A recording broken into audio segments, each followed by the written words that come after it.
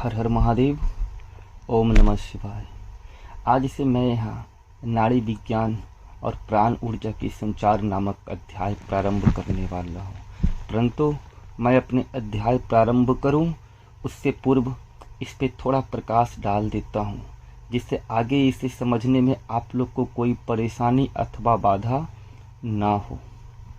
Number 1, नाड़ी वो रास्ते हैं जिससे प्राण ऊर्जा अथवा चेतन ऊर्जा की प्रवाह होती है, या जिसके द्वारा वो संपूर्ण इंद्रियों अथवा नाड़ी तक इस प्राण ऊर्जा अर्थात जीवन ऊर्जा को पहुंचाने की कार्य करती है।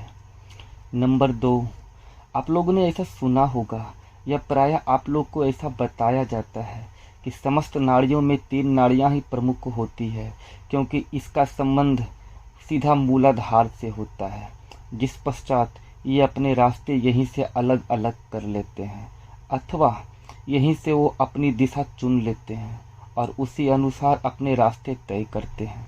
परंतु वास्तविक में ऐसा है नहीं। हाँ, ऐसा नहीं है।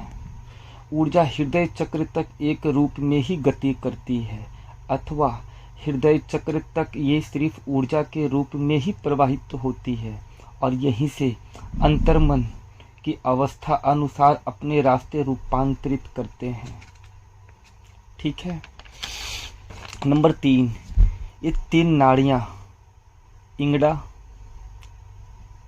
पिंगला और सुषुम्ना, सूर्य नाड़ी, चंद्र नाड़ी और त्रिवेणी अर्थात सुषुम्ना। ठीक है। ये 3 नाड़ियां वास्तविक में इसलिए प्रमुख होती है क्योंकि ये 3 गुण के अनुरूप है।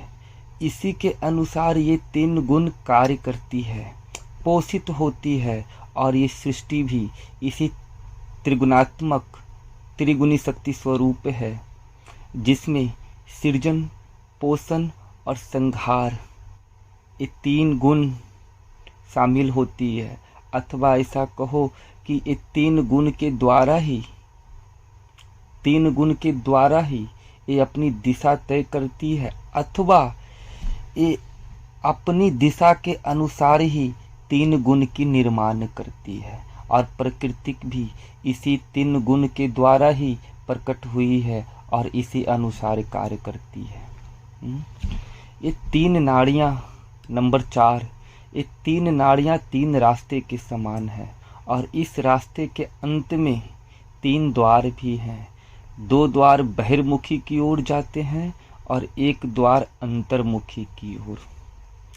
नंबर 5, प्राण ऊर्जा जिस नाड़ी के सहारे प्रवाहित होती है, जिस नाड़ी के द्वारा अपनी गति तय करती है, अंतर्मन की अवस्था उसी अनुसार धारण होती है और जो अंतर्मन की अवस्था होती है उसी अनुसार बाह्यमन भी इसके अनुसार प्रभावित होती है।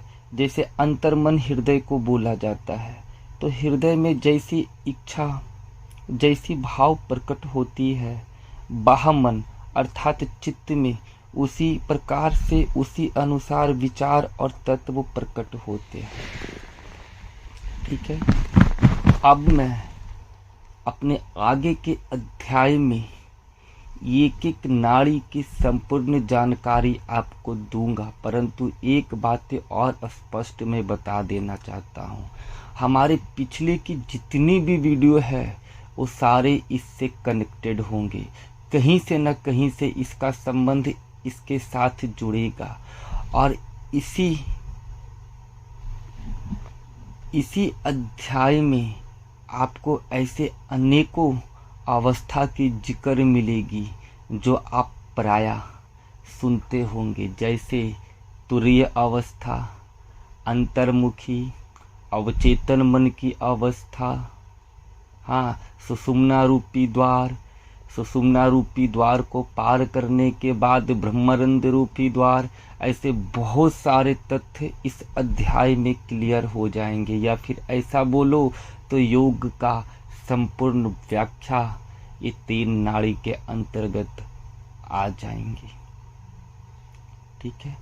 चलो, तो मैं आगे के अध्याय में चरण दर चरण एक एक नाड़ी को बिल्कुल सरल तरीके से आपको समझाऊंगा, और कैसे ये 3 नाड़ी के द्वारा जब प्राण ऊर्जा अपने रास्ते तय करते हैं तो चित्त और हृदय उसी अनुसार अवस्था को कैसे धारण कर लेती है, क्यों धारण कर लेती है, इसका चित्त और हृदय पे क्या प्रभाव पड़ती है, ये सब आपको आगे क्लियर हो जाएगी। चलो अब मुझे आज्ञा दो। हर हर महादेव। ओम नमः शिवाय।